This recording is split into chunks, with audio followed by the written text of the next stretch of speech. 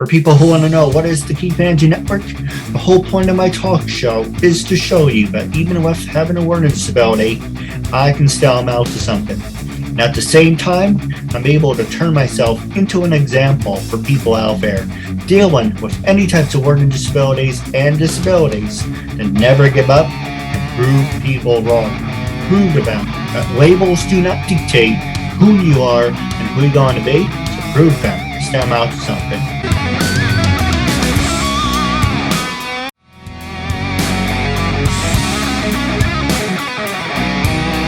Hey everybody, this is Iris Perez, and I just got an interview done with Keith Andrew Network.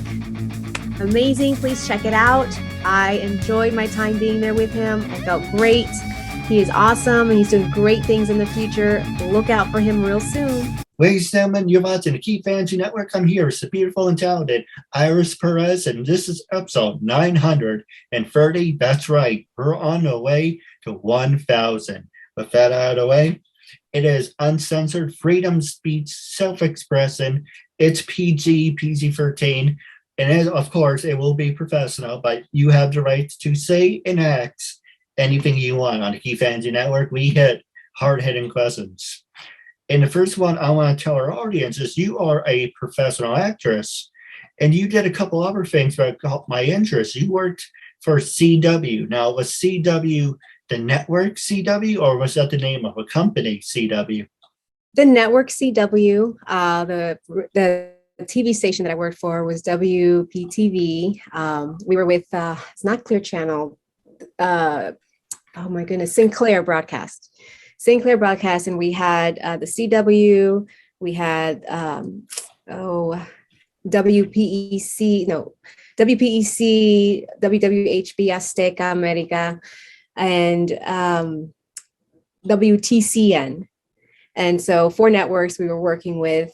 And my role in that was I worked on the national side, national sales assistant, but with the few fun perks of doing on-air promotions or little on-site event hosting. And when we did the American Model, they're like, hey, Iris, you think you can do this? I was like, yeah, let's do it. That's my background. I would love to do it.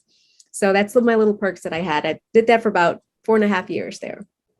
Well, I have to tell you, the name Iris is a beautiful name. Thank you. I was named after my grandmother, Iris Blanca Colon, on my dad's side. So are you Irish? I am Iris del Carmen. So del Carmen is my mom's side, and that's a very common name in Panama City, Panama. It's the country where I was born, and I'm a military brat, so I moved around a lot, and my father served the Army for 20-something years, and then got into the Postal Service, retired from there, so now he is good to go. He's an Army veteran, war veteran. He served the Gulf War back in the 90s. I remember that. Craziness. Well, if he's interested, he's more than welcome to be on the show. Thank you for his service. Thank you. My grandfather actually served in the Army, World War II. Wow. That's awesome. I mean, it's crazy. It's awesome that he served and he fought for our country, gave his life for our country as well.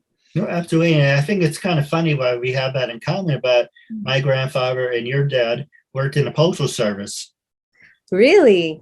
Your grandfather, okay. That's that's not an easy job either. I mean, walking and delivering mail and having to deal with dogs and all kinds of weather too, snow, heat, rain.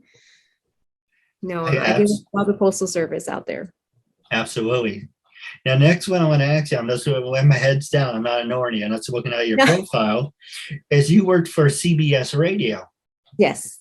Who inspired you to work for CBS Radio, and what did you want to achieve from your career?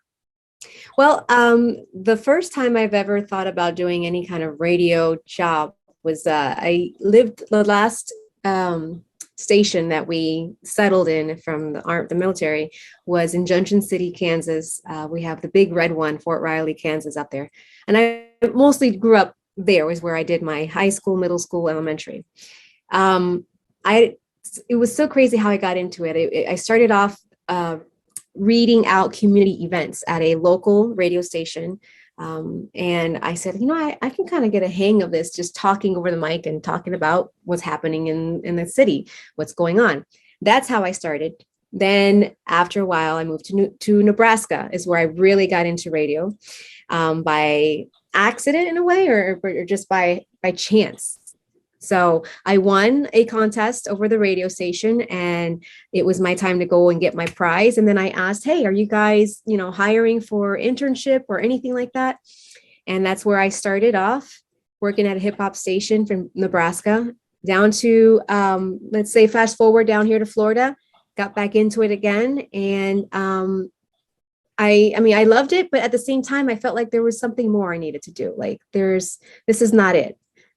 I do like it at times, but I said, there's something more. I'm getting bored. I want to do something different. So that's how I got into that. Well, have you thought about modeling? I have thought about modeling for the longest. I don't know how long, since I was a little girl, but it's always been that, you either have to be 5'10", skinny, white complexion, blonde hair, blue eyes back in the day. And it's like, I don't fit any of that description. I want it to be, it doesn't even have to be on the runway. I know I'm short. I'm 5'1". I could have done, magazine print maybe, but it just never happened for me. It never happened. I just did photos shoot from photographers that say, hey, we would like to, to build your portfolio, help me build mine. I was like, sure. It was like an even trade-off, So I had some free photos done. And that was pretty much as far as modeling as I did, except for one thing. I came out on a newspaper here in Florida, South Florida. They did a segment, and I don't know how I got into it, but they chose me, and we did a fall segment, and that was it. That was my whole modeling career there, but I'm still trying to go for it. You're never too old to reach for your goals, and that's the point of life. Prove. And for me, it's prove people wrong. But it says labels don't dictate who you are and who you're going to be. You should prove to them, hey, I may not be a blank college grad or have a BA or a bachelor's, and I may learn at a slower pace, but look at what I'm able to accomplish, and this will open a door for me, and it should be for anyone else. I say, if you have the passion for something that you truly love and you can see yourself doing it, and when you're doing it, time just kind of just passes by, and that's something you have to really think about. Like, okay, I should be doing this a lot more versus struggling to, doing this other certain job. And I know it could be difficult at times, and it is a process to transition to what you really love to do, but you also have to do some sacrifices. That's part of growing as well. And part of where you want to go in life is making sure that these sacrifices are not going to hurt you or hurt your family, but understand that with that also comes support. So, I mean, it's a lot into it. And I say it takes time. We all feel like we're on a time limit. I'm on a time schedule. I should be already doing this. I'm 40 years old. I should already have a full-blown career. Well, I'm not there yet. I'm working on it. No, I agree. And you brought up so many good subjects, but one question at a time. Sure. But the other one I want to ask you is, before we ask about stereotypes and disabilities, is let me ask you in this way. For someone who has learning disabilities, how can someone follow in your footsteps? Because you are an inspiration. You worked for the CW and you worked for CBS Radio. How can someone with disabilities follow in your footsteps? And what would be your words of wisdom? I say to do it no matter if they say no. Go until I say the Lord says no. Go until he says no. Don't let that limit yourself. The disabilities, I have type 1 diabetes, and I have RA. And as I getting older, I'm starting to having to deal with, okay, how am I going to manage my diabetes when I'm on set? I have to be aware and say, hey guys, this is what's going on in my life. I can do this, but as long as you're able to work with me, I can work with you. If people can work with you and they see that, there's a disability that you have, just let them know, hey, as long as we can help one another, I'm able to proceed forward, because we also have to have that support. We cannot do it alone. And I say, don't give up, and don't limit yourself just because you have a disability. I say, do it until something happens. Anything could happen. I wouldn't want to limit yourself. So Absolutely. I hope that answers the question. And you mentioned support a couple times, so I'm going to ask you this. When you wanted to start your career as a professional actress, and then in the I can't speak, you wanted to start your career in the entertainment world, and that's on radio with everything. So did you have support from your family? Did you have support from your friends? How did that motivate you? Or did you not have support, but how did you keep motivating yourself? Well, the biggest support came from my family, my close-knit family. That was the part of, when I did not believe in myself enough, they say, hey, we believe in you.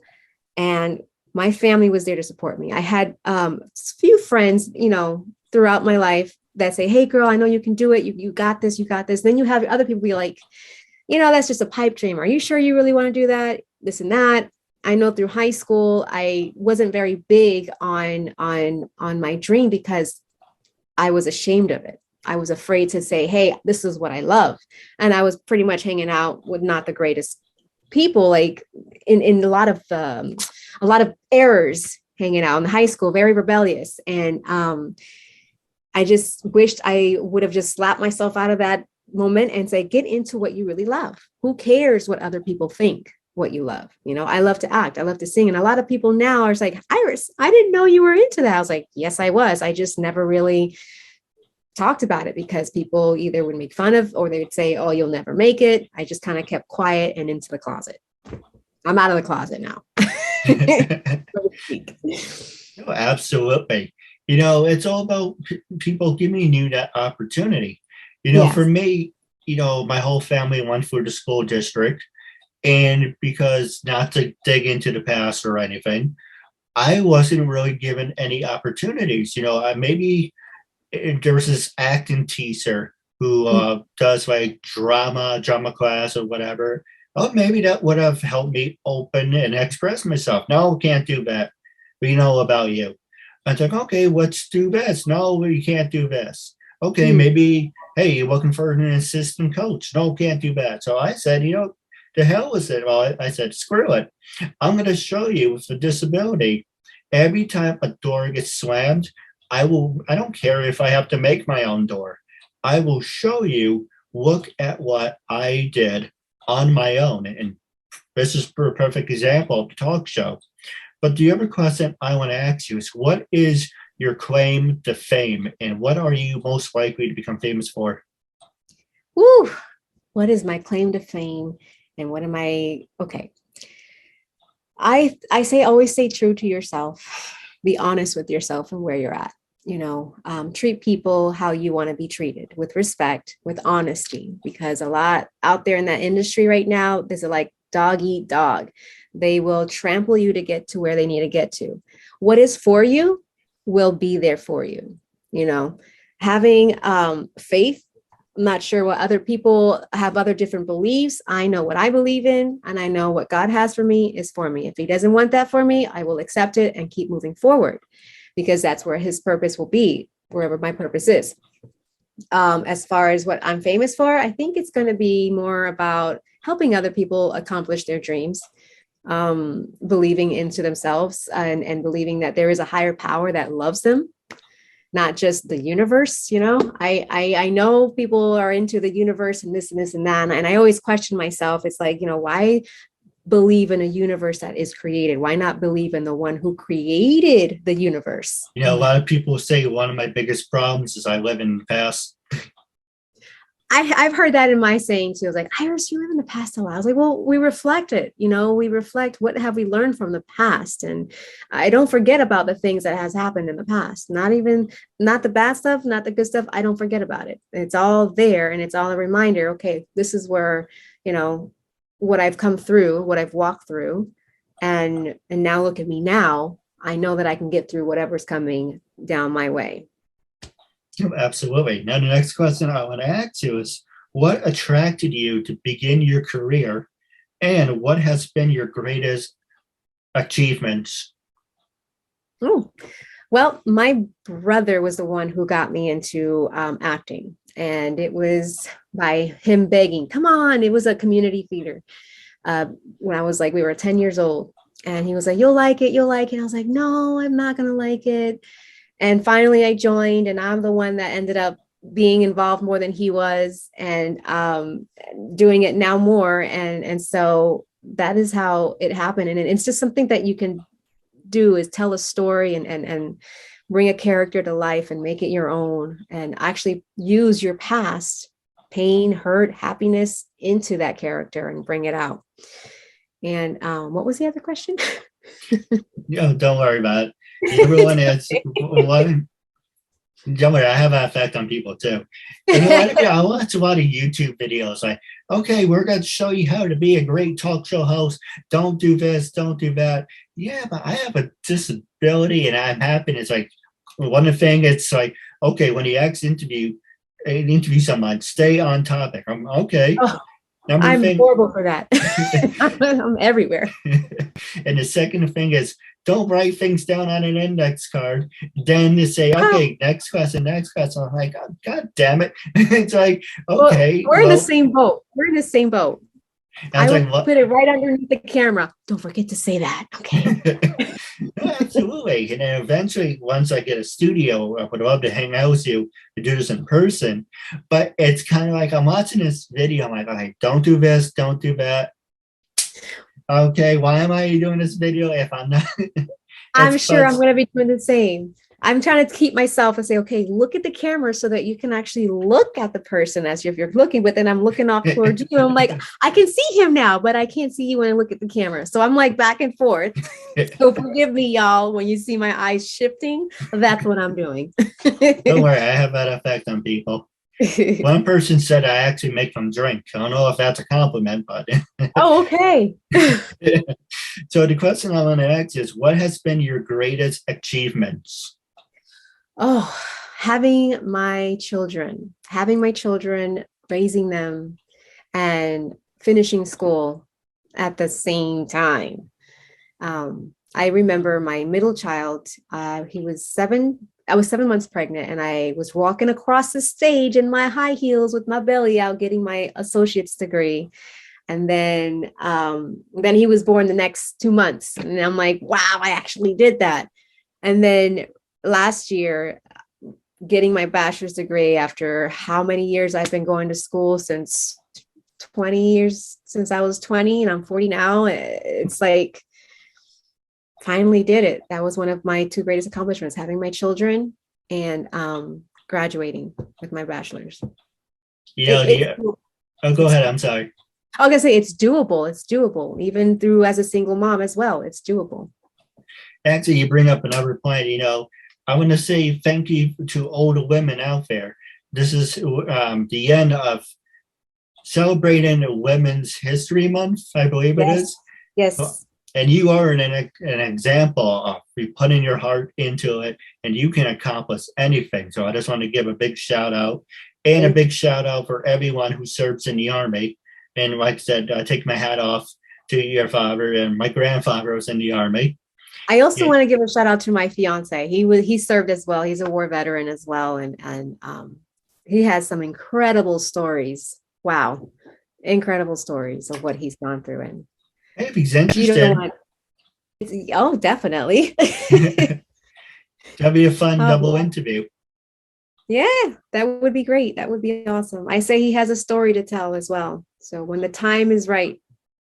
Absolutely. Now I'm going to do something very special that I haven't done as of late, but I'm going to start doing it. It's the last 5 minutes, so I'm going to pass it over to you. But the last question I want to ask you is, I want you to be brutally honest. When I first approached you to be a guest on my talk show, how do you feel now? What made you say yes? And would you recommend to other people? Passing remaining time over to you. Okay. So I was like, oh, okay, what's this all about? And then I got very excited because, we started talking about people with disability. And I was like, well, yeah, they have all the chance in the world. They can do it, not limiting themselves. And getting a date for us to set this interview was hectic for me. I had so much on my plate, and I was like, I don't know when I can do this and how this is going to happen, and how long, blah, blah, blah. So I said, you just got to go for it and dive deep. Just take a leap and do it. But I'm really glad to be on the other side of being interviewed versus me interviewing others, because I was doing that on Instagram, and I took a stop because it was a lot. It was going a lot. And I had to slow down. I love to pie on a lot of things. I don't know what it is about that, but I enjoy it. I love it. And I think what you're doing is amazing to get the word out there. And yeah, keep doing what you're doing. Keep doing what you're doing, Keith. No, I appreciate it. Now, with every, actually, you bring up a good subject. Do you think with everything that you accomplished, you could coach people or mentor people? I have actually had mentor one individual young girl back in many, many years ago, and to see her now with a master's in psychology, she is doing it big right now. And I'm like, wow, to be a part of her early life when she was 18 and to just pour into her, I see the effects of it. And I would love to do a lot more coaching and mentoring, but that's all in, it's all in what God has for me, whether it be in my acting, if I branches out to something, voice acting, singing, dancing. I mean, whatever it is that I can do through my art that will help someone out there, then so be it, to stay open-minded. I do have a lot of great ideas for you, but we can definitely talk off the air. But was there anything you wanted to promote, anything you wanted to talk about? Other than myself, I mean, I'm just waiting on several projects that are in the works. I can't say too much about it, but I hope and pray that this is something that will lead into another opportunity, another establishment, because my goal is to be an established actress and to actually have a really set great income on it. So wherever that may lead me, I pray that that's where it's going to go. And like I said, it's all in his hands. I'm just trying to be a vessel down here and trying to do what I can do with my arts and my crafts and my gifts that I've gotten. And we, as you as well, doing what you have for your gifts and talents and crafts for others out there as well. So. Yeah, I agree. Now, I do have a couple questions for you off the air. But for people out there, if you're watching on Facebook, hit the notification. You'll be notified when brand new episodes are up and ready. My goal right now is for everyone out there to go to youtube.com, like, subscribe, hit that bell icon. Our goal is to get every single episode over 100. I have some fantastic ideas I would love to talk to you about off the air. Awesome. But the last thing I want to ask you is, are you on social media? And what is the best way for people to get in touch with you? Absolutely. I am on social media. I'm on Instagram. My Instagram is _I Perez, Perez 7777, which is 77 is my lucky number. And on Facebook, it will be, I think it's just under Iris 782. It will be under my Instagram as well. So I have Facebook and Instagram, and I do have a YouTube. I just cannot remember the name. It might be, Keith, you might have to either add that into your information underneath us. So those are my social accounts there. So you can get absolutely. But wrapping up, it was a real honor and privilege. And one thing I do want to promote is June 10th at 8 p.m. will be my 9-year anniversary. Love to have you join us. But until we get to that point, yes, everyone watching, make sure to hit that notification. Now, until we meet again, catch you later. Thank you, and have a good night.